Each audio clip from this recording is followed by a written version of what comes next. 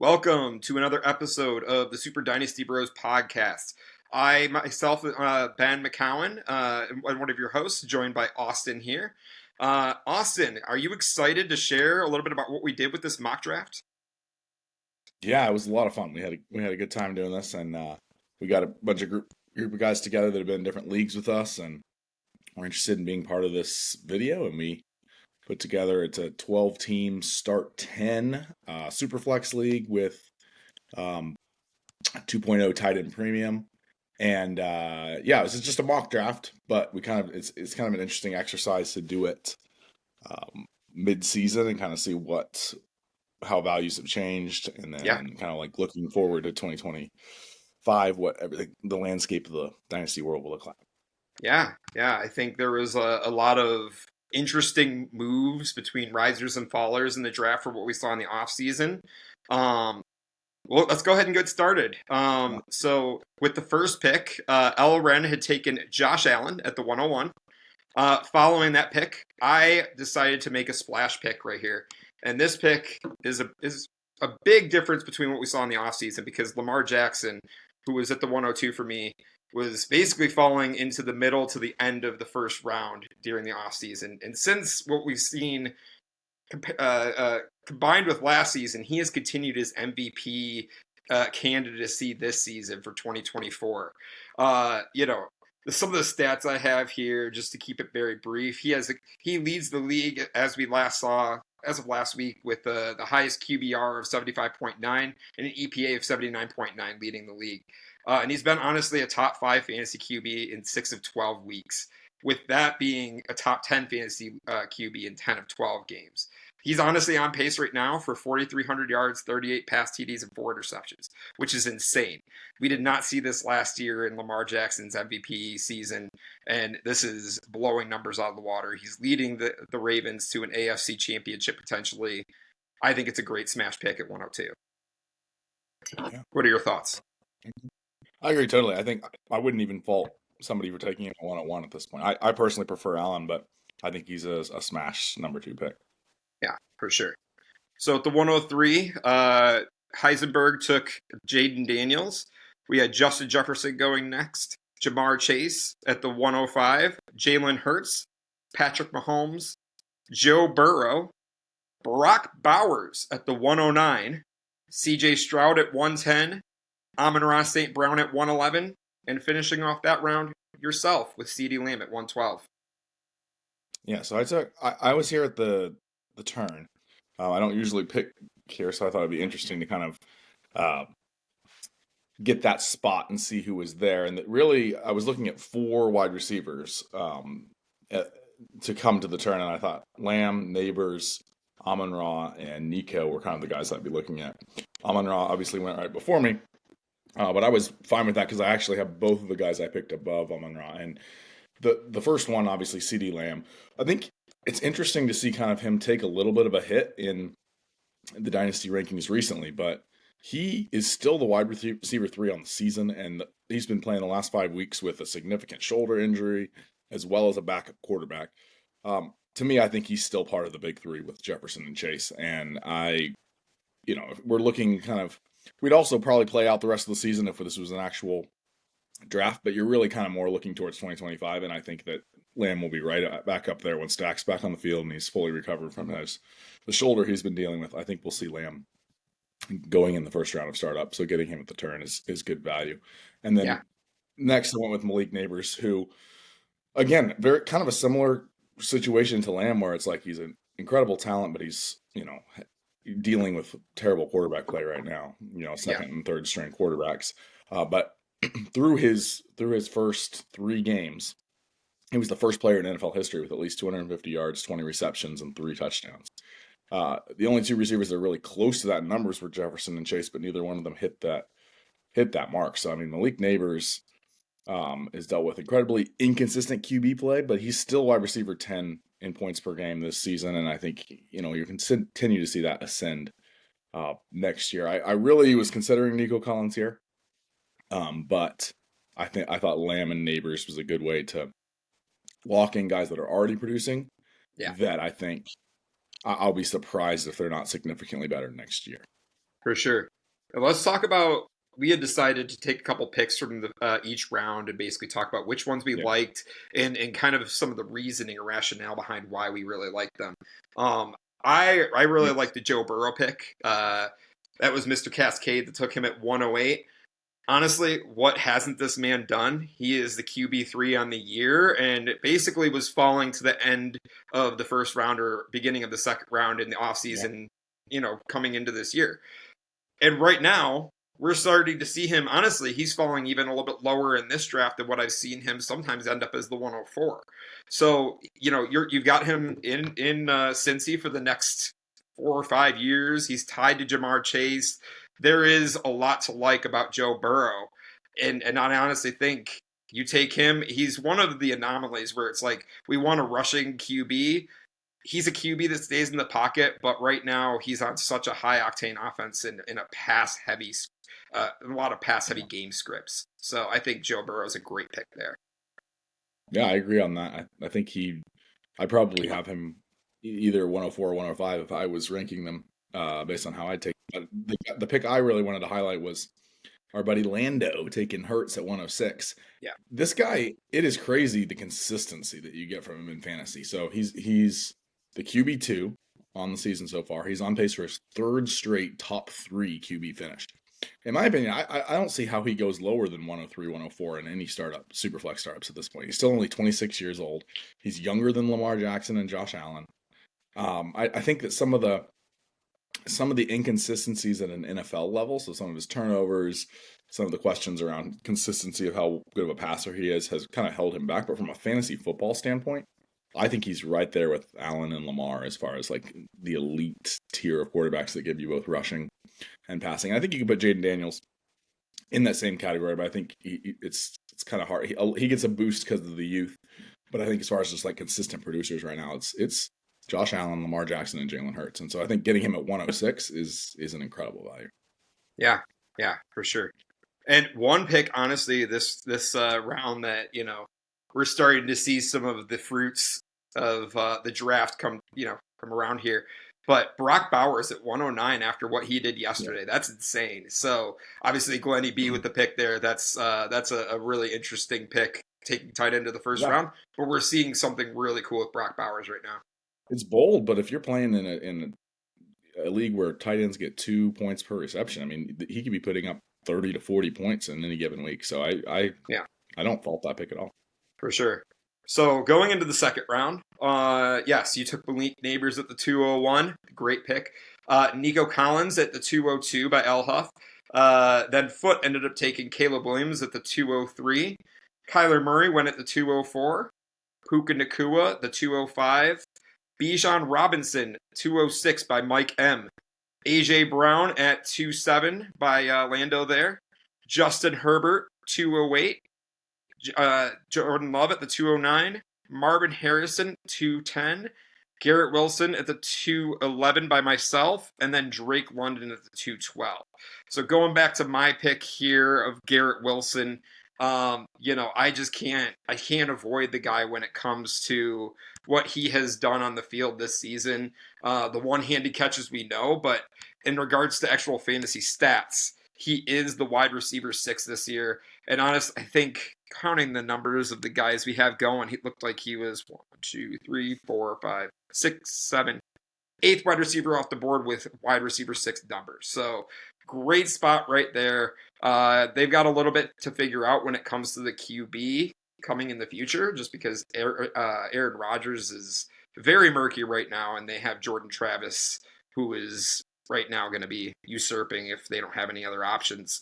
But actually, yeah, the numbers had gone down after this last week, but was the wide receiver 6 up until that point before week 12. But I really like Garrett Wilson's dynasty value here. I love where he's at with his age. And give me, honestly, that offense with Breece Hall and Devontae Adams. I think you're doing pretty well at the end of the second round here. Yeah, I like it. I think he's going about where he went to begin the season, and I think he's answered some of the questions about his upside. So I think it's pretty good value there. Yeah, for sure. So talking about some of the picks that we liked this round, what do you have, Austin? Yeah, so My plan kind of going in, knowing kind of how the board was, how I was expecting it to fall, was to take two wide receivers at the turn. But if I had taken a quarterback, I would have taken Jordan Love. And so to see him go all the way at 209, I think is great value by C-Nick there. So he reached as high as QB5 on Keep Trade Cut a month ago.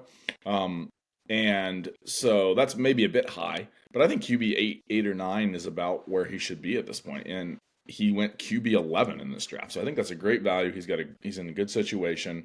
He has some rushing upside. I think we've seen that intermittently. He hasn't really been showing that as much this year, but I think if that comes back a little bit and we see more of his rushing that we saw last year, I think we could see him be a first-round startup pick next year. I think he started off the season really strong, then he's been dealing with a couple nagging injuries, and his production has dipped a bit. But he is locked in there long term. He's got a lot of great weapons. He's got a good coach.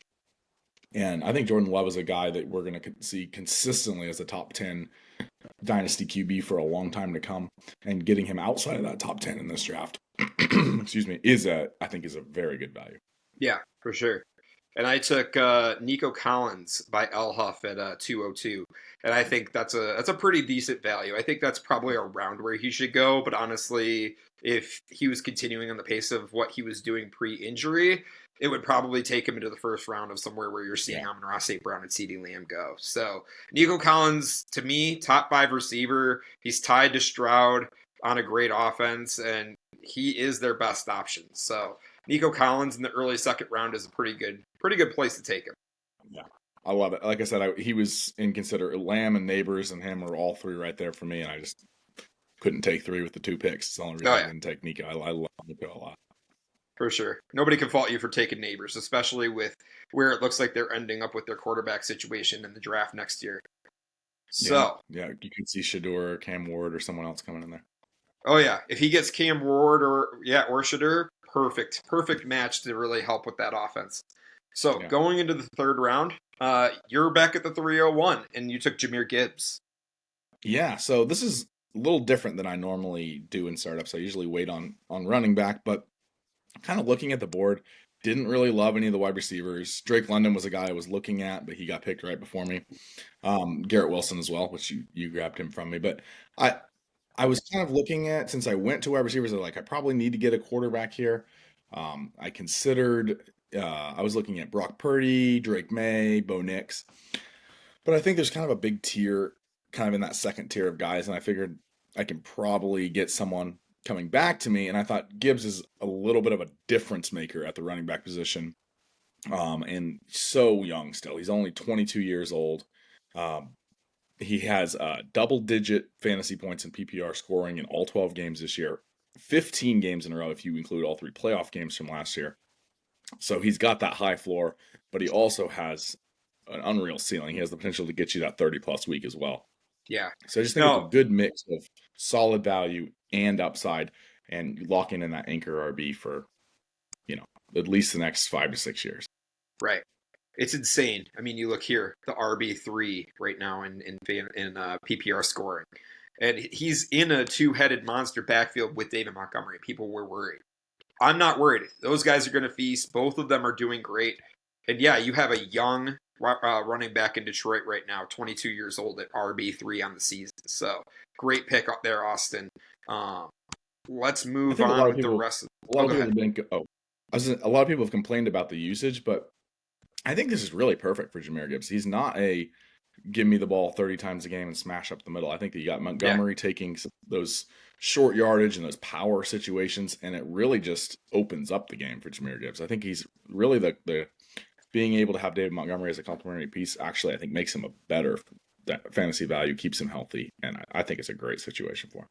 Yeah, I mean, honestly, watching them season long, it's a lot of fun because whoever gets the ball between their 2 running backs, I mean, even against the Chicago Bears this last week, they had 75 yards, I think, within the first quarter between Montgomery and Gibbs. It was insane. Yeah. And they had basically their streak on this last week where they basically had a rushing touchdown in each game for 9 straight games. So it's pretty insane. But yeah, we'll get back here to the 302 from El Huff there at Brock Purdy. Then foot 22 took Brees Hall at 303. Drake May at the 304. Bo Nix was taken by Mr. Cascade at the 305. Trey McBride by Mike M at the 306. Devon Achan by Lando at 307. A-Bomb took Kyron Williams at the 308. Scenic took Brian Thomas Jr. at the 309.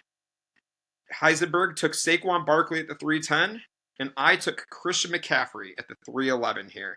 And I think this was kind of a controversial pick afterwards, after I was reviewing my picks. And I was thinking, Christian McCaffrey falling all the way at the end of the third round. But there was some concerns. Obviously, this year didn't play the first 9-10 games because of the Achilles tendonitis. And coming in, has had a rougher couple of weeks getting re-involved back into the offense. But I do see where the targets are there, and he is their best player on offense. The thing is, as a physical therapist, I know that the Achilles tendonitis injuries take a while to come back from. Honestly, if you're asking me, 3 to 4 months, really, for somebody to come back to 100% of their workload. And so Christian McCaffrey is going to be an important piece of this offense as they try to fight for a playoff spot.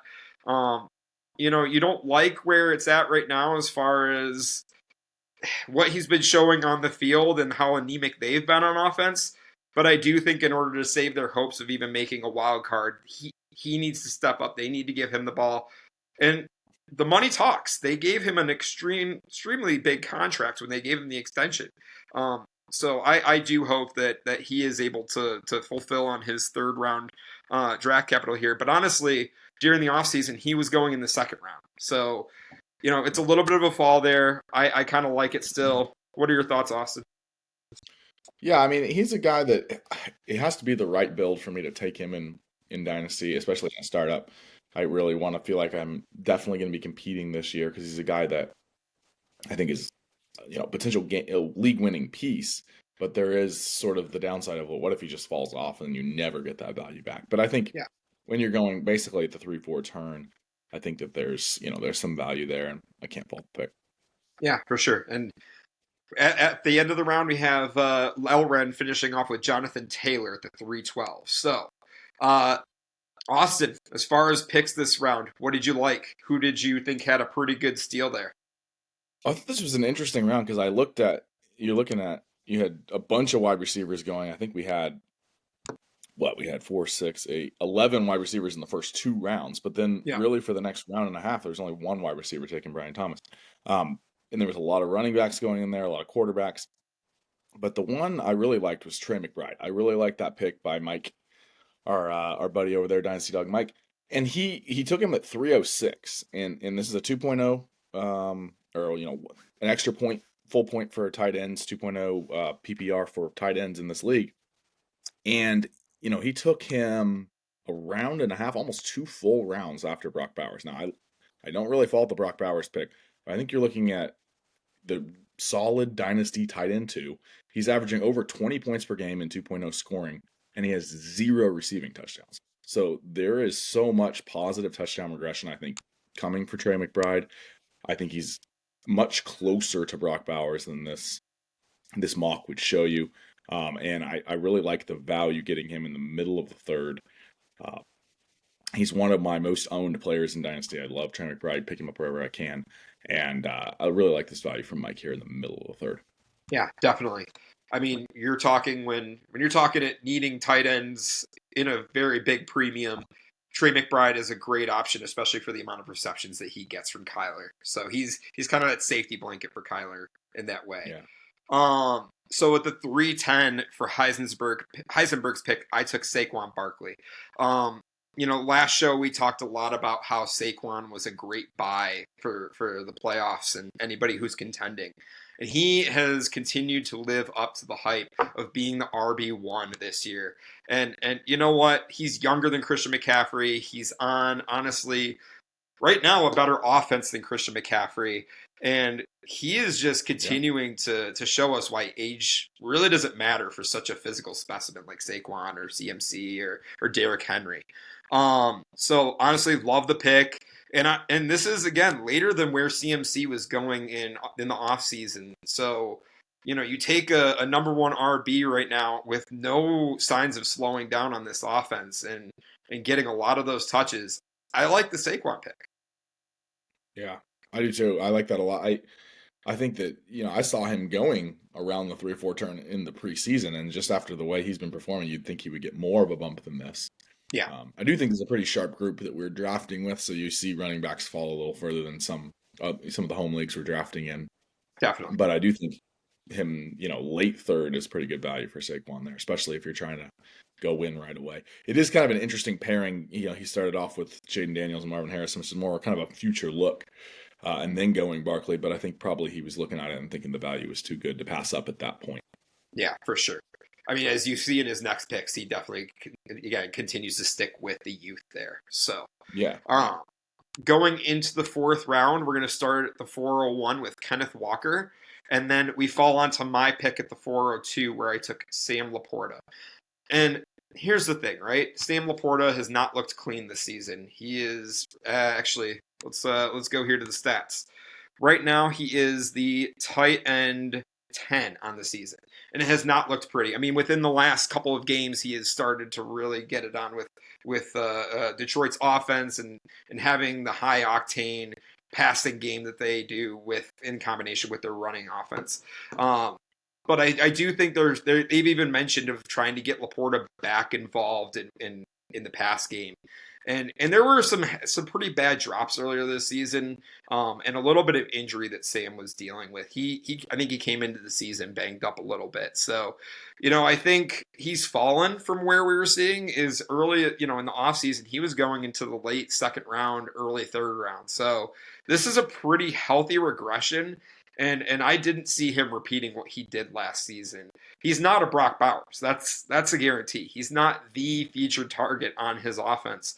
But I do think that Sam Laporta is going to bring value in the fourth round, and if you can get him even a little bit later, I think if he continues to struggle, he could continue falling. But this also could be the cheapest that you could get your tight end one at. So. Yeah.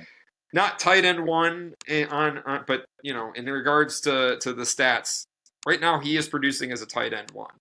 So yeah, going through the rest of the round here, we have George Pickens at the 403, Jackson Smith and Jigba at the 404, A-Bomb Diggity took George Kittle at the 405, T.J. Hawkinson went at the 406 to Lando, Jared Goff went at the 407 to Mike M. And then Mr. Cascade took Joe Mixon at the 408.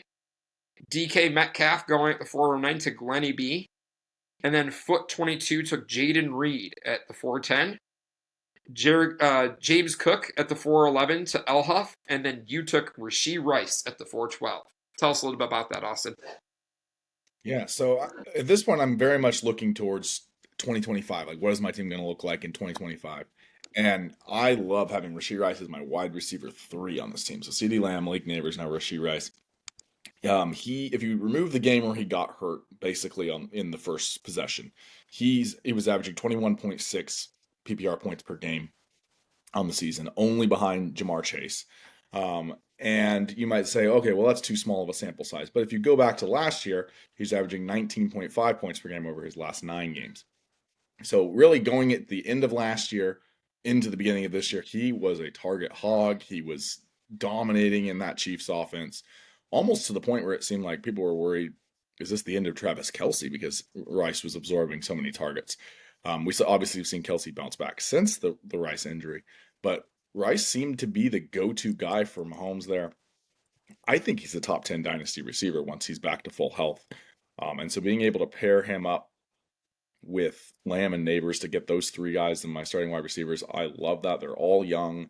They're all tied to, Neighbors I think will be tied to an elite quarterback after the draft, but they're all tied to good offenses and will be top 10 guys for years to come. I really do think that the Giants are an ascending offense because I think when you add a young quarterback to Malik Neighbors, that will be a good offense.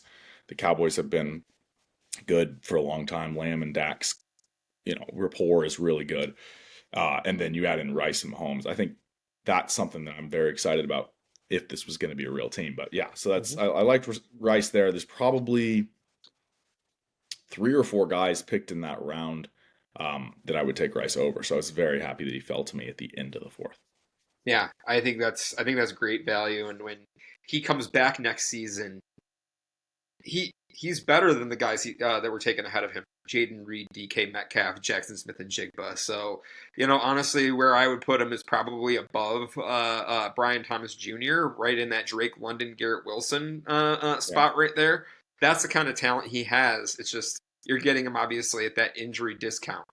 Um, what did you like here in the fourth round? What pick did you end up picking as kind of that sleeper pick? Well, I actually really do like Jackson Smith and Jigba. He's an ascending player. I think that when you look at the way he's been performing the last couple of weeks, he has taken over as the wide receiver one there. I really like seeing Nick taking him here. He's averaged 26 points per game over his last three. I think that by season's end, he may be considered a top 10 dynasty receiver and could be at the 2-3 turn in startups next year. I think I'd take him. I would take him over both Pickens and Thomas, who were picked ahead of him. I Yeah, think we saw he had insane hype coming out of college. He was going 102, 103 in rookie drafts. But after kind of a struggling rookie season, I think people kind of forgot about him. But, he started playing well when Metcalf got hurt. But even now that Metcalf's back, he seems to be taking over the target share.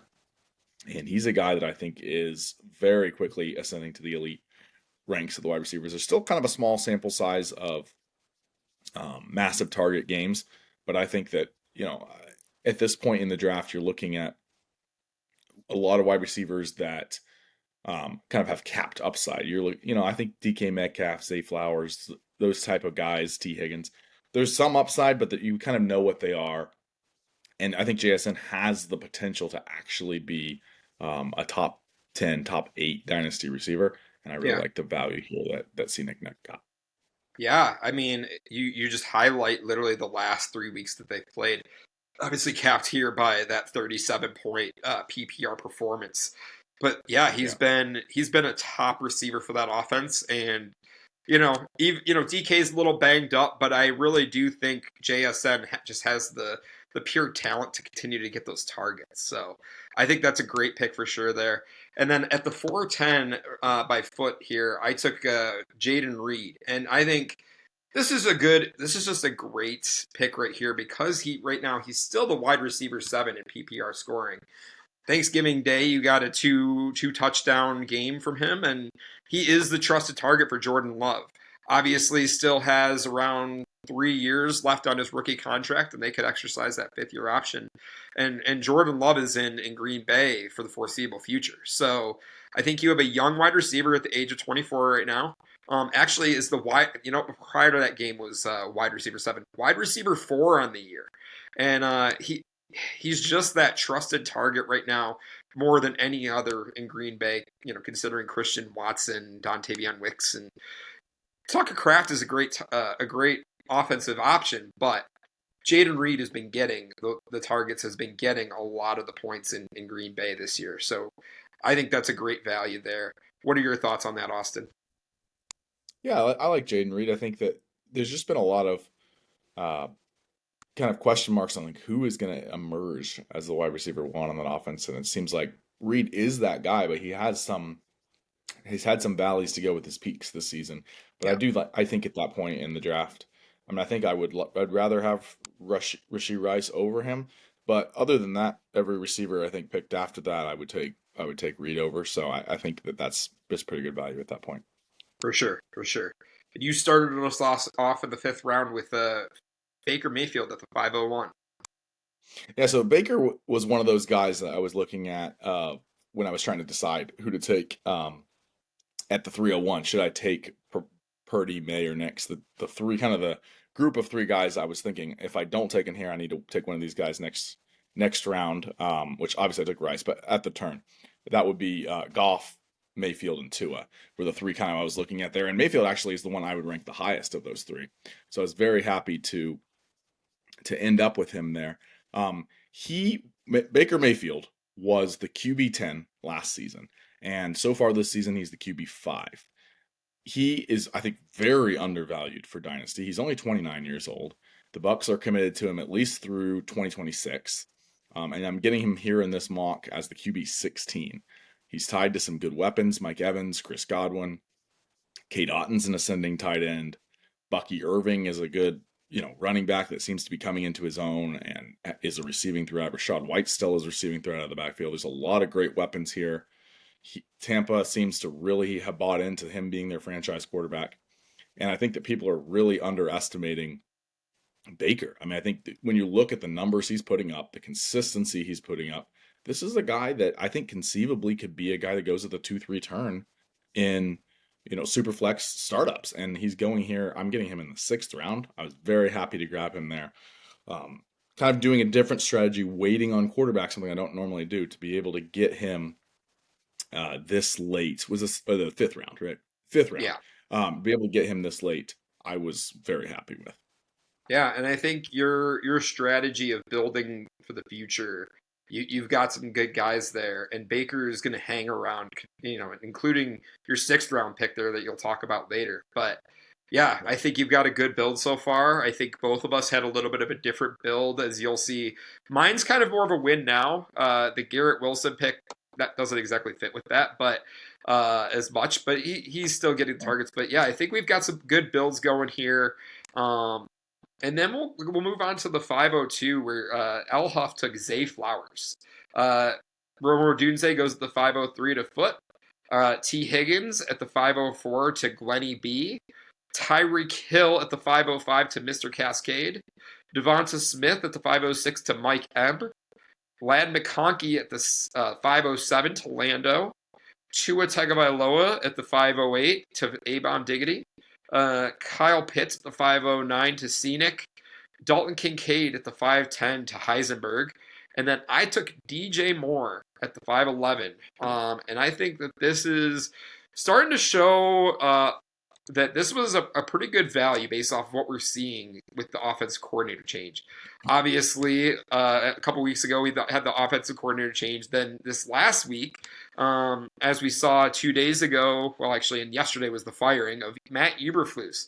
And right now, he is the wide receiver 12, but a lot of the body of his work has been happening within these last couple of weeks. If I'm looking at the numbers correctly, he put up a 27-point game for me in one of my leagues, and they're starting to get him the ball more. They're starting to move him around, whether it's throwing to him out of the backfield or starting to throw him into the slot. And he's signed out a 4-year deal with the Bears, and he's tied to a young quarterback in Caleb Williams. Keenan Allen's going to retire here within the next year or so, I would imagine, and then you have an offense with Romo Dunze and DJ Moore signed for the future. I think it's a great pick at the 5th round. I think he's just going to continue to flourish more as this head coaching carousel is going to start to settle. But right now, the Bears are continuing to figure it out on offense. Caleb Williams is looking way more confident in his game. And so, yeah, the 5th round, I wanted to go with my wide receiver 2 with DJ Moore. I think that's a good spot. What are your thoughts, Austin? Yeah, I like that. There's quite the run of wide receivers in this round, and so I think that kind of at the end of that run, getting a guy like DJ Moore is solid. He'll be your wide receiver 2, and I like it. I do kind of wonder what's going to be the long-term pecking order in Chicago. I do think Rome is an ascending wide receiver 1 there, but you took him after Rome. I've seen him go before Rome in some startups, so I think that taking him as the wide receiver 2 in Chicago is not bad. For sure. And we had the round finish off with Elren at Jake Ferguson at 512.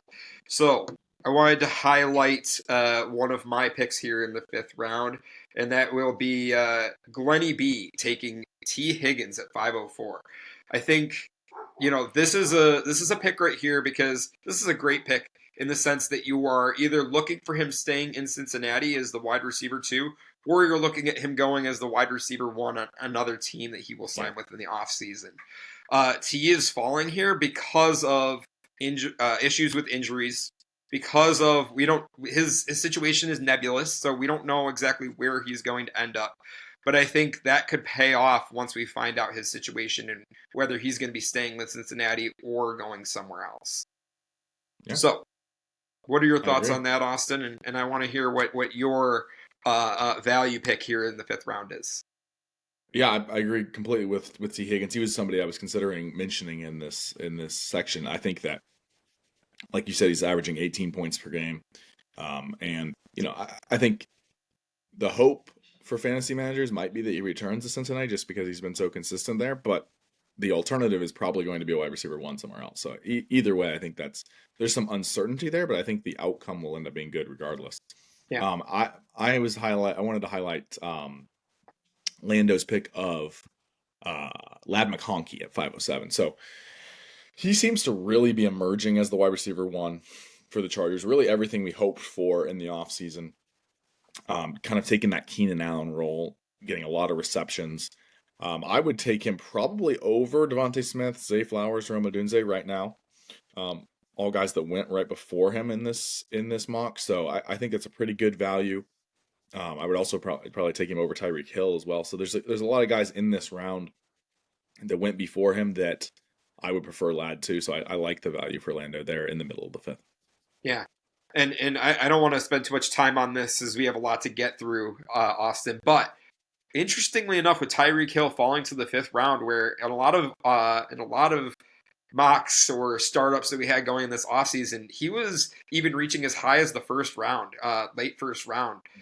And probably averaging around the second or third round, but we're seeing him fall. Obviously, that has a lot to do with what the situation is right now in Miami and kind of where they're at with their pecking order, and also a lot with his age. So I thought that was a pretty crazy faller there. But as we get into the sixth round here, we have Elren starting us off at the 601 with Chris Olave.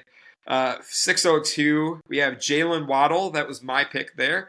And I think that this pick here is Jalen Waddle's been kind of controversial this season, right? Just because, and in many seasons before.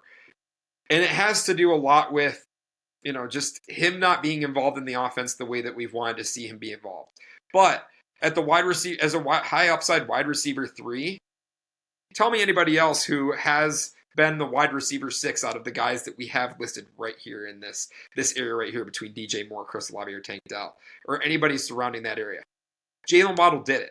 That was obviously a couple years ago. Tua's back, and that's what really really helps his upside. So I think as a wide receiver 3, it's a great pick there because I'm not really putting all of my future into Jalen Waddle, but I'm taking a shot in the sense that I really want to get that upside. Yeah. So I thought that was a decent pick. I think he's a good buy low right now in Dynasty because he's basically been left for dead in some circles. But I mean, his last couple of weeks, he's shown some signs of life. They're trying to get him more involved in the offense, and I think that he will. The sixth round, I think it's the lowest I've ever seen him picked. So yeah, I think there's definitely some potential upside with less risk than there was, a couple months ago. Had to take the value there for sure. And then Heisenberg takes the next pick at 603 with Tank Dell. Anthony Richardson goes at the 604 to C-Nick. Josh Jacobs at the 605 to A-Bob Diggity. Terry McLaurin is taken at the 6'6 by Lando. Mike Evans at the 6'7 by Mike M. Isaiah Pacheco at the 608 to Mr. Cascade. Josh Downs goes at the 609 to Glenny B. Jonathan Brooks at the 610 to Foot. And then David Montgomery at the 611 to El Huff. And then you took Dak Prescott at the 612.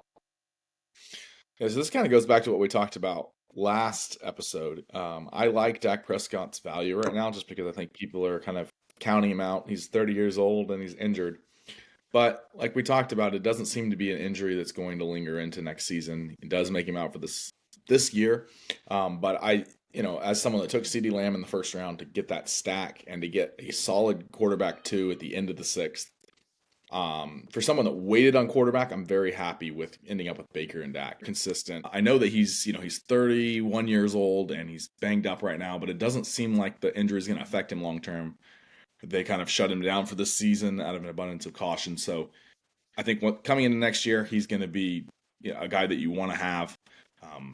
We talked about this on the last show, but Dak Prescott has played in 16 or more games, 6 different seasons in his career, and in 5 of those 6, he's ended up as a top 10 fantasy quarterback. So he's not the most exciting guy in the world, but if you're looking for a solid guy that's going to continue to produce, he's under contract. for the next 3 or 4 years guaranteed. So I think you're going to look at a guy that's just a solid asset for fantasy, and being able to lock up Dak at the end of the sixth, kind of the 6-7 turn, I think is going to be great value for your fantasy teams. Sure, for sure. And I think you're fitting exactly what we talked about last episode with anybody who's looking to the future to really lock up Dak Prescott now while he's so cheap. So, and you ended up taking Brandon Ayuk at the 701. Yeah, so I did. I kind of looking at that turn, Ayuk was a guy I was kind of eyeing coming through the sixth, so I just wanted to lock up a wide receiver and a quarterback in the spot, and I was really happy how it fell. He was going really at the 3-4 turn at the beginning of the year. He's still under a long-term contract with San Francisco. He's going to be there for a while. There's a lot of questions about Debo, whether he's going to come back. I don't think. I mean, I still like CMC short term, but he doesn't seem like he's going to be a long-term asset for them. They need to sign Brock Purdy, so I doubt that they're going to be bringing in a bunch of other expensive weapons. So I think that once they get Purdy under contract, I do expect Ayuk to be kind of the guy that's tied to him for a while. So I still think there's potential value getting him in the 7th round here. He went after Downs, Dell, and some older guys like Evans, McLaurin. So I think he's settled into a good spot as far as the downside is baked in, but you have the potential for a lot of upside. And again, he's going to be, it's not like I'm relying on him to be a wide receiver 2 for me. He's my wide receiver 4 in this draft. So I'm very happy with taking some potential upside. I do think that, he's been a little disappointing. I think there's a lot of people that were hoping for a huge breakout this season after the contract, and it didn't really materialize, and then he got hurt. So the value is very depressed. But I think that in the 7th, I'm willing to take a shot. And I think, of course, the contract being said, San Francisco at least owes him some playing time in the next couple of seasons, unless they end up trading him. But yeah, I like the pick of Brandon Ayuk there at a great value. So, moving on to the 702, El Huff took J.J. McCarthy. Foot 22 took Xavier Worthy at the 703. David Njoku goes at the 704 to Glenny B. Then at the 705, Jordan Addison is taken by Mr. Cascade. Derrick Henry at the 706 to Mike M. Tyrone Tracy at the 707 to Lando. Travis Kelce at the 708 to A-Bomb. Trevor Lawrence at the 709 to Scenic. DeAndre Swift at the 710 to Heisenberg. And I took Alvin Kamara at the 711. And I think this is fitting in what I want to do with my build right now, considering I want a win now team, right? Alvin Kamara is right now producing at a high level. He's still, again, another running back that is not showing his age. He's 29 years old. He's the RB7 on the season. And he's a great pass-catching running back that is not going anywhere for this Saints team. They signed him to a 2-year extension, from what I was looking at. And this is not a cheap extension. This was a $24 million extension. So they want him to continue to be their RB1 going forward. And they know they don't have really that right now with Kendre Miller or with Jamal Williams. So they're running Alvin Kamara as their pass-catching running back. He runs the ball angry and just gets all the touchdowns that we see the upside of a 40-point game coming from Alvin Kamara. And I do like that at the end of the 7th, when you're considering, you got some other win now pieces on this team so far. What are your thoughts on that, Austin? Yeah, I mean, I think that the build you're constructing, I like Kamara there a lot. Obviously, you're adding a lot of older running backs, but we've talked about that and we wanting to play in 2-year windows with running backs, and with Kamara now under contract, I think he's going to be a smash play over the next 2 years. So I like that. Having him and CMC could win you the league. I think those two guys are, when they're at their best, their ceiling is 40 points. So I think that you're looking at that pairing as potentially league breaking. And I wouldn't worry too much about the age because, both these guys are going to be there for the next 2 or 3 years. So for sure. I like you see right here, that 44-point game week 2 against Dallas. I mean, you continue to see just that consistency.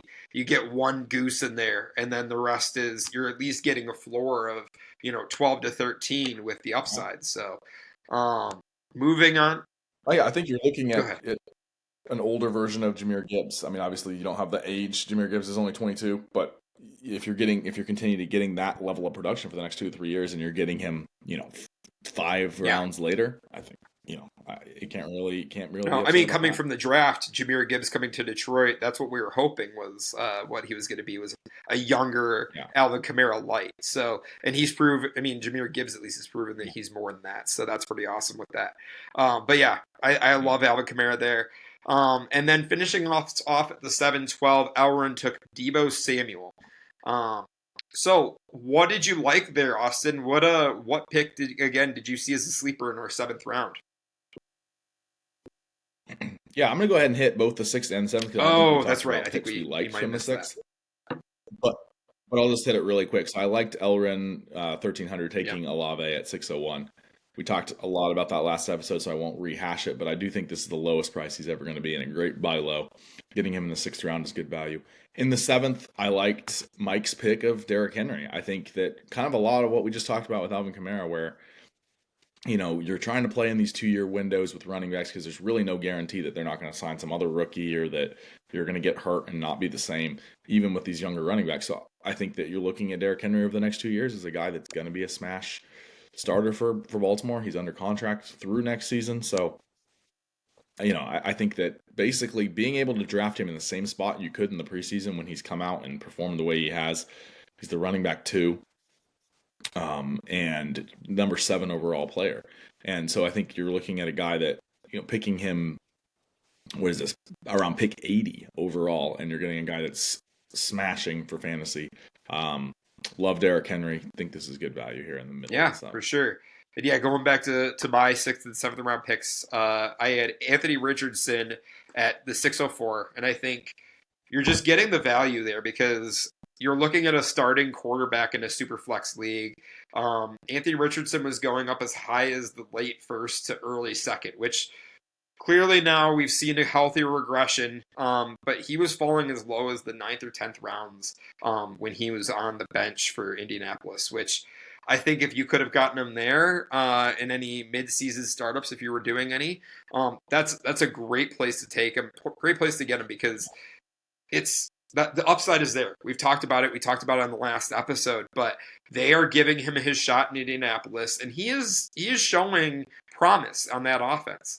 Last week against the Lions, he had a little bit of a negative week, but the week before when he showed that 28-point week, that's what we wanted to see from Anthony Richardson. So you're getting a starting quarterback in the 6th round, taking a shot on Anthony Richardson as your QB2, and potentially getting something else later in the draft where it's a little bit more stable. That's what I want to see. This needs to continue to grow for him in that offense, but I think Shane Steichen is taking a shot on Anthony Richardson. As far as the 7th round, you stole my 7th round pick, but when we checked in the show docs, I was like, damn it. He got to it before I did. So you got Derrick Henry. My backup there, and Scenic, not to make you feel like a backup, but Trevor Lawrence is a great pick there, considering what we know Trevor Lawrence can do when he's healthy. The issue right now is he's on a bad offense. They're going to get it figured out. They've got Brian Thomas Jr. They're building around Trevor Lawrence still. And while it's questionable with what people think about Jacksonville, Doug Peterson is fighting for his job. He's been doing that all season. They've been trying to string together some wins. And right now, Trevor Lawrence is not healthy. The shoulder needs to get better. And during the offseason, I think that he will get right. He's only 25 years old still. He did sign the big contract, so he's tied to Jacksonville for the next 5 years. And I think that getting him in the 7th round is a great value. Yeah, and I like what Scenic is doing there because you got Jordan Love, who I think all of us really like him as a guy that's going to hold his value. And then you pick Richardson and Lawrence. You take 2 shots on those guys, both people that were going in the 2nd round or sometimes the 1st round of startups going into the season. And if one of those 2 hits, you're going to be in a good spot. You also got kind of a sneaky stack there with Brian Thomas and Trevor Lawrence. So there's some I like the way he's building there. And I think that there's definitely less risk when you're taking guys like Richardson and Lawrence in the 6th and 7th round versus taking them, late first, early second round, even in startups. Definitely. So taking us into the 8th round, we have L. Ren picking Michael Penix. I know he's a big Falcons fan, so he's been riding the Penix train. I took Evan Engram at the 802, and my reasoning for this, right, is especially in a super flex tight end premium league, especially full point tight end premium, to run with a tight end in your flex like Evan Engram as the pass heavy Jacksonville Jaguars offense can really take there. He is that trusted target for Trevor Lawrence. I mean, BTJ and Evan Engram is about what they have. Now, this season hasn't been great. He was hurt there for a good portion of the beginning of the season. Of course, coming back from injury, you can see that he's had some decent weeks here. But those receptions are going to add up in a tight end premium league. And when you're talking a tight end too, like Evan Engram on a win now team, that you got to take it there. I think that's his age. He's 30 years old, so he's still got some good seasons left in him. But yeah, I mean, right now he's Trevor Lawrence's safety blanket, as we talk about with other tight ends in the league, and he doesn't really have any other better options other than Brian Thomas Jr. So yeah, I think 802 right there for a second tight end. That's a smash pick for me. Yep, love it. I think in the 2.0 tight end premium, like we talked about, that's getting him in the 8 is good value. Yeah, for sure. So Bryce Young goes at the 803 to Heisenberg. Bucky Irving at the 804 to Scenic. Cooper Kupp at the 805 to A-Bomb. Matt Stafford at the 806 to Lando. Mark Andrews at the 807 to Mike M. Brian Robinson at 88 to Mr. Cascade. Ramondre Stevenson at 8-9 to Glenny B. Trey Benson at the 8-10 to Foot. We got Chase Brown at the 8-11 to L Huff, which you'll talk about here in a second, is a little bit of a stole him right from underneath you. And Jameson Williams to yourself at 8-12. Yeah, Chase Brown was the guy I was kind of watching this whole round, really hoping he would fall. And so it was definitely a heartbreaker when El Huff grabbed him out from under me. I'll go ahead and talk about him now, but I love this value. He's averaging almost 23 points per game since he got the lead role. There's a chance Cincinnati brings in someone else next year, but I think that when you're looking at the 8-9 turn, being able to get a guy he's probably a top 10 running back, borderline top 5 for us of this season. And if he keeps producing like that, I think that he'll be used like that again next year. So I think he's kind of taken over a Joe Mixon-like role for them. And he's only 24 years old. There is a lot of upside there. Really like the Chase Brown Huff there. But I kind of was able to pivot, and I went with Jameson Williams. He's a guy I don't have a lot of in Dynasty, but I do think that he has kind of similar to JSN, but at a lesser value. It's a guy that had a ton of talent coming out and then kind of got a slow start to his career, and people left him for dead. But he's had a lot of different things go wrong. He's had injuries. He's had a couple different strange suspensions, but he's still just 23 years old. He's got a ton of upside. He's flashed some massive games this year. And, he's my wide receiver 5 on this roster. So I don't really need him to be a world breaker. And if he gains in value, maybe I flip him for something else. Or maybe he's just a solid flex player on this team. And again, another young receiver that I'm adding to this core. I'm just happy to grab him there. So who did you like in the 8th, and then we'll kind of, I guess, probably go more rapid fire for I think that's a good strategy there. But in the 8th, I really liked Bryce Young at the 803 to Heisenberg. I think Bryce Young right now, he was given the bench there by Canales, and as you can see, he's had some good rebound weeks here. It's seeing what we what we want to with that offensive. He's giving the grit there to really get keep the Panthers close in games. They've still got a lot to do in regards to building around Bryce. Just because we kind of saw the switch from Bryce to Andy Dalton because the poor play early on in the season. So you see he had kind of that benching there between week 3 and week 6, but coming back, I think at least he serves Heisenberg at least as a good dart throw option in the 8th round at QB. I mean, what I would say is he took Jaden Daniels in the 1st round. Great young pick. Bryce Young, great. The only issue I guess I see with Heisenberg's pick there is you don't have a stable quarterback to come back to as your QB2 if Bryce Young doesn't work out. Justin Fields in the 14th, that's a great value there if Justin Fields gets another opportunity. But you want to give yourself some cushion there when it comes to taking a risky pick like Bryce Young. I do really like the pick, though, in the 8th round of the starter right now, though. Yeah, I can see that, but I think he's building a pretty young team, and I think that Bryce Young is a guy that I think the way he's played the last few weeks, I expect to see Bryce Young be their quarterback long term. I think they invested that number 1 pick, and unless he completely flames out, I think he will be there for a while. And I think we can continue to see incremental progress from him. And I think, especially, I think that last week against Kansas City opened some eyes. Like, okay, he actually could be, maybe not quite what they were hoping he would be, but he could be a solid quarterback in the NFL for the next decade. Not to burn your lineup there too much, Heisenberg, but I do like the pick. I think that will be good long term, just like Austin's saying here. So, starting at the 901, you took Cade Otton. So, like, we'll go rapid fire. Just give us a little piece about Cade and why you like taking him there at 901.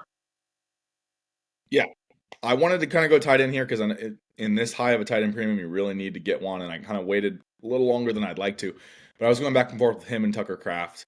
Cade Otton's only 25 years old. He's coming off a stretch of 3 straight top 5 weeks before last week. But really what put him over the top for me versus Kraft and Kmet and some of those other guys in that tier is that I already had Baker Mayfield. So getting that stack, I think, was really what drew me to that. And I always like kind of, if there's 2 players kind of in the same tier and that I can't decide between, if I can create a stack with it, I'll go ahead and do that. No, I like the pick there, especially with the stack. And Cade Otton is a good trusted target right now for Baker Mayfield. Of course, he saw a little bit of a decrease since Mike Evans came back, but to get him there in the 9th round at a tight end premium, that's a really good pick there, Austin. So, at the 902, Elhuff took Keon Coleman. Tucker Kraft going at the 903 to Foot. Rashad White going at the 9-4. J.K. Dobbins going at the 9-5. Michael Pittman going at 9-6. Najee Harris going at 9-7. Cole Kmet going at 9-8. Khalil Shakir going at 9-9. Amari Cooper going at 9-10. I took Kirk Cousins here at the 9-11. And that was basically just, I wanted a veteran quarterback just to back up into my that super flex there for me. I wanted to really fill some of those other roster spots early on. And so I wanted a solid QB who at least we know is going to finish out the rest of the season as a high producing quarterback. As my super flex. And as you'll see later, I did take another younger QB that I'm taking my shot on later in the draft. And then you finish off this round with Travis Etienne at the 9-12. So just to give some quick picks, what did you take as your sleeper pick for the 9th round, Austin? I like Khalil Shakir, and I think that he's a guy that's quickly becoming one of Josh Allen's favorite targets. Like the value there as his wide receiver 4. And I like that pick. And I took Tucker Kraft at the 9-3, but from Foot.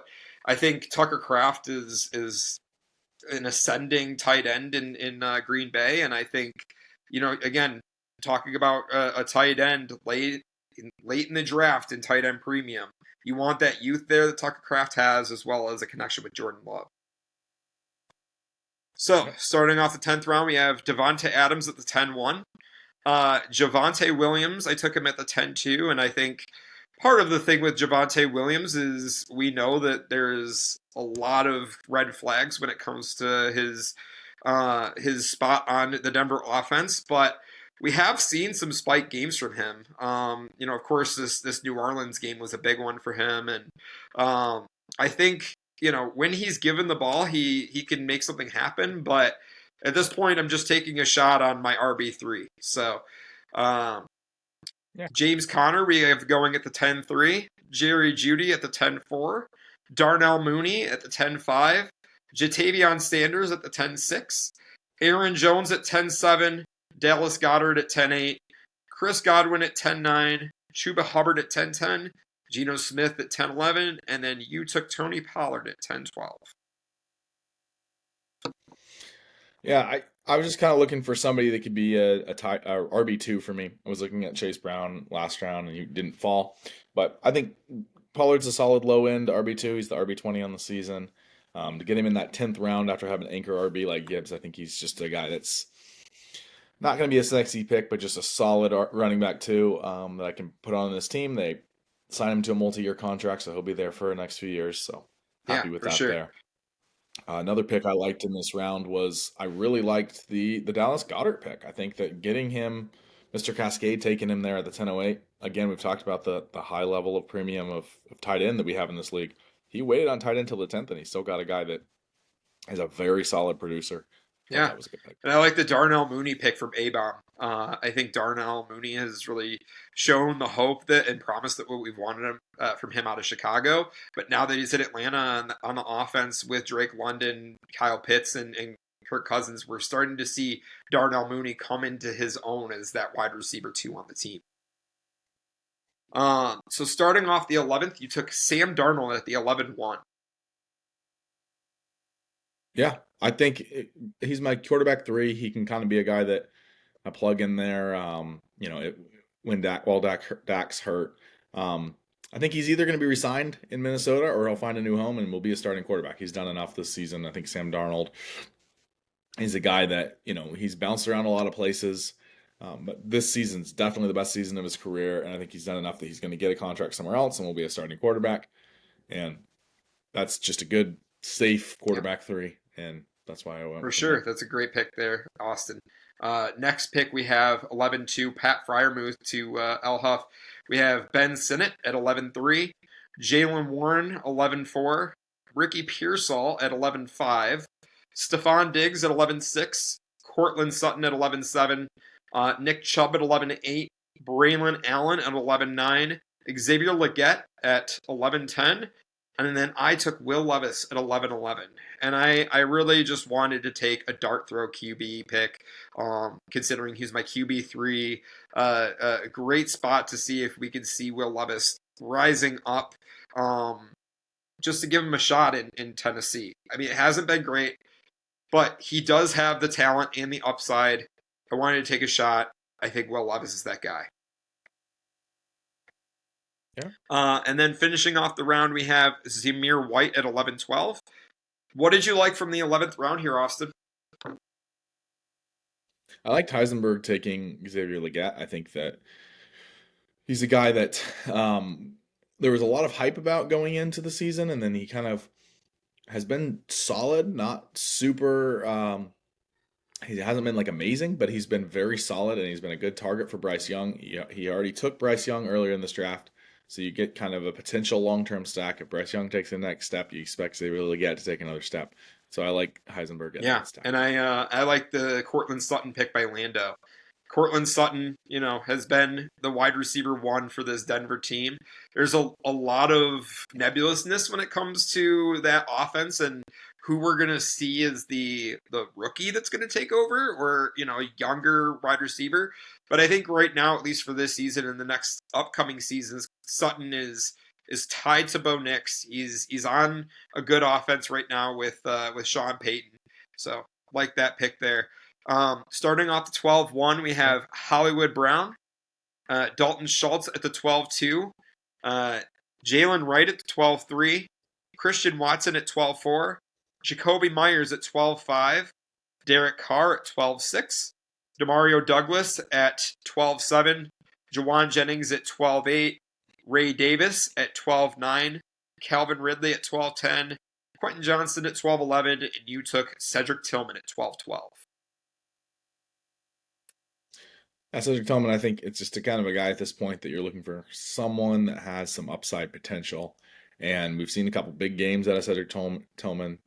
There's a lot of ambiguity over the quarterback situation in Cleveland, but I think we see some talent there, and there's a potential that he could be a guy that gains value if they get a new quarterback or if Deshaun Watson can figure it out. So taking him down here in the 12th, I think worth the dart throw. And I will actually go back to my pick at the 12-2.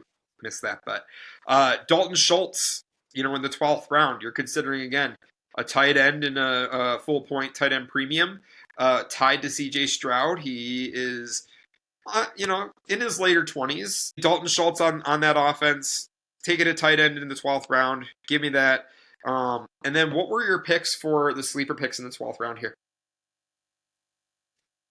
Yeah, so I think this was an interesting round because there was a lot of, just say, Dalton Schultz is 28, by the way, but there was a lot of people kind of taking different strategies. There were some people taking some young upside guys and some people taking underappreciated veterans. So there's a little bit of both going on. But a pick that I liked was Jawan Jennings, Mr. Cascade, taking him there. He is a guy that I think has been one of the biggest surprises of the season so far. He's been very consistent. He's been arguably Brock Purdy's favorite target. Stepped up big time with Brandon Ayuk being out. Brandon Ayuk's going to be coming off an ACL next year, and Debo may not be coming back. So I think that Jawan Jennings is a guy that is, a very low risk, high upside pick. Yeah, I like that pick as well. And then for my pick, I have Pop Douglas at 12-7 from Mike M. I think Demario Douglas has shown us great flashes, is tied to Drake May. And until they get an alpha wide receiver one, he is getting a lot of those targets. And I do think even with an alpha wide receiver one, he can still survive, whether they get Travis Hunter or Ted McMillan in the draft. Yeah. But so moving on to as a Liberty grad myself, I love to see some success from. Yes, for sure. Moving on to the 13th round, we have Rico Dowdle at the 13-1. You took him there. Tell us a little bit about why you took Rico there.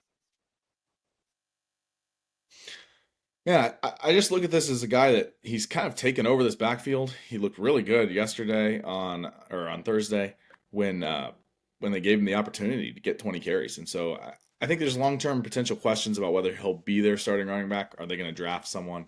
But he's currently a starting running back in the NFL on a decent offense, and getting that in the 13th round, I think that I'll take that every day. Yeah, for sure. Isaiah Likely, the 13-2. Tank Bigsby at the 13-3. Theo Johnson at the 13-4. Romeo Dobbs, 13-5. Rashid Shaheed, 13-6. Roshan Johnson at the 13-7. Wandale Robinson at 13-8. Audric Estime, 13-9. Adonai Mitchell, 13-10. And I took Troy Franklin at 13-11. And for the same reason that I like the Cortland Sutton pick, I think you want to get a little bit of that Denver offense, especially for some late round dart throws. Bo Nix has been playing out of his mind in the last couple of weeks and is looking towards, being a contender for the Rookie of the Year. And I want Troy Franklin, his former college buddy, and also has looked really solid at given the opportunity he's had in these last couple of weeks. And then we finish off the round at Christian Kirk at 13-12. What are some other picks that you liked here, Austin? Yeah, that pick right there. I like Elrond taking Christian Kirk there. He's a guy that's been a very solid wide receiver 2 over the last few seasons. And he's got an injury that'll keep him out for the rest of the season. I believe it's a collarbone. But no signs pointing towards that being anything that affects him long term. So he's a guy that will definitely be a startable player next year, and getting him at the 13-14 turn, still well under 30 years old. I like it a lot. Yeah, I think it's good value. For sure. And I took Theo Johnson here at the 13-4. I think that pick, you look at a young tight end. Right now there's a lot of moving pieces in New York, but I do think that Theo Johnson is showing his physicality, being another top target with Malik Neighbors. Excuse me. So yeah, I think it's a good pick by Glenn there, and there's like we talked about before, there's potential for quarterback. Definitely. Tajay Spears starting out the 14th round at the 14-1. I took Jalen Polk here at the 14-2. Don't need to spend a lot of time here on this. Just a young wide receiver in New England, hoping for what we saw in college from him. Justin Fields at the 14-3. Marshawn Lloyd at the 14-4. Roman Wilson. That's Russell Wilson, sorry, at the 14-5. Taysom Hill at the 14-6. Javon Baker at 14-7. DeAndre Hopkins at the 14-8. Deontay Johnson at 14-9, Blake Corum at 14-10, Jordan Mason at the 14-11, and then you took Zach Charbonnet at the 14-12. Yeah, just kind of taking shots on some upside at running back. He had 20 points in all three starts he had while Kenneth Walker was out. So I think Zach Charbonnet is a guy that, if he gets an opportunity, could be a fantasy producer, and you're just taking Yeah. shots at this point. I also liked the Deontay Johnson pick by Glenny. If you're looking at a guy that has had such an up and down season, Deontay Johnson, it is crazy. He started the year with not much production. Andy Dalton comes in, and all of a sudden he's producing like a top 10 receiver. Then, they go back to Bryce Young, and then he gets traded, and he's basically non-existent in Baltimore. But his contract's up at the end of the year. He's going to sign somewhere where he's going to get opportunity, and he will be a fantasy relevant player next season. So I think that getting him in the 14th win, maybe if you did this draft 5 or 6 weeks ago, he would have gone maybe up there in the 10th or so, 9th or 10th. I think. Yeah, I agree. And I like the Taysom Hill pick by Lando here. I think you're talking about a guy who could go off at any point. He is the Swiss Army knife of the New Orleans Saints offense, and hell, could put up 47 points for you in a tight end premium league. So, yeah, give me that upside. We just know that Taysom Hill at some point is going to age out, but in a tight end premium league, I like that pick. So, 15-1, we start off with Jonnu Smith. Tell us a little bit there, Austin. Man, I'm very happy to get him here. He's been the tight end one since week 9, which is kind of crazy, but I think he's definitely a guy that they're making sure is a key piece of that offense in Miami. And, we've talked about it being a 2.0 tight end premium, so he's a flexible piece and might even be a guy I start over Cade Otton in some weeks. So I'm getting him in the 15th. Definitely. At 15:02, we have Jalen Coker, Marvin Mims at the 15-3, Jalen McMillan at 15-4, Noah Gray at 15-5, Luke Musgrave at 15-6, Alec Pierce at 15-7, Hunter Henry at 15-8, Michael Mayer at 15-9, Kamani Vidal at 15-10, and then I took Michael Wilson at 15-11. You're talking a young wide receiver right now with Arizona. Right now, the other targets at that point above him are Trey McBride and Marvin Harrison. Michael Wilson's going to be getting some targets, and he is a very good athlete. I wanted the upside there. And then we finish off the draft with Zach Moss at 15-12. So, tell us the last pick for this at least one of the sleeper picks in the 15th round that you have, Austin. Yeah, Pickens gets slim at this point in the draft, but I think Hunter Henry by A-Bomb there was a good pick. You look at a guy that has a good rapport going with Drake May, and again, it's a high tight end premium, so this is his 4th tight end he's taken, so there's really no risk here. This is just a guy that you could potentially plug in as a flex as needed during bye weeks. Yeah, and I liked the Jalen McMillan pick by Glenny. I think Jalen McMillan he's going to be an ascending star with Tampa Bay when given the opportunity. Right now, you just have Mike Evans and Chris Godwin, who will be kind of the top of that offense. But we know what he did in college, and he was a higher round draft pick in the 3rd round this most recent draft. So I wanted the upside there, but I thought it was a pretty good exercise, Austin. We see somewhere these players, rise and fall, but I think, like you said, we're in with a group of sharp guys here who know where they're picking, and I think it ended up pretty accurate to what you might be seeing here in other mocks. Do you want to do a quick run through what we think of each team? Let's do it. What teams did you like here, Ben? What stood out to you? Which teams do you think are built well and will be successful? I do think what you had mentioned earlier with Scenic, right? You talked about how he kind of waited on his second quarterback a little bit here with Anthony Richardson and Trevor Lawrence, but he did build at least with a cornerstone in Jordan Love, and he was able to get Justin Jefferson, Brian Thomas Jr., and Jackson Smith and Jigba as his wide receiver 1, 2, and 3. And then, of course, he's got Kyle Pitts here and a tight end, full point tight end premium. And then taking some late round value here with Bucky Irving as this RB1, who is playing pretty well right now. And then he's taking some shots on some young running backs with Braylon Allen, Audric Estime, and Marshawn Lloyd. Yeah, I like Al Huff's team as well. He went for kind of a similar start as me, where he took 2 wide receivers early on, like Amon-Ra and Nico. It's a great a great pairing. You got Brock Purdy as a solid QB1. You kind of taking a flyer on JJ McCarthy, but then you have Geno Smith to hold it down until JJ is ready. I like that a lot. Obviously, we talked about him taking Chase Brown from me, but James Cook, Dave Montgomery, Chase Brown's a great running back combo. And then tight ends might be a little weaker, but between Freiermuth and Likely, you can probably get some good production. So I like that team a lot. Yeah, I like Phoenix as well. I highlighted that one a few times. I thought Dynasty Dog Mike had some good picks in there. I definitely think his team is very well balanced. Can compete now, but he also has some good young pieces with Bijan and Trey McBride. So I think everybody did a good job. I thought this was a pretty evenly matched draft. Made it challenging, and I think if we turn this into a real league, it would be pretty competitive. So for sure. And yeah, I'll definitely be working with. That's definitely an idea in the off season. We've talked about doing a little bit of a Super Dynasty Bros startup, possibly potentially in the off season, where we can kind of track and look at what kind of moves we make. Austin and I, of course, would probably set up separate teams to go head to head at times, but just an idea that we might have in the off season. But yeah, I think doing some of these mocks every now and then is a good, healthy way of seeing where the market's at. And yeah, these exercises are fun.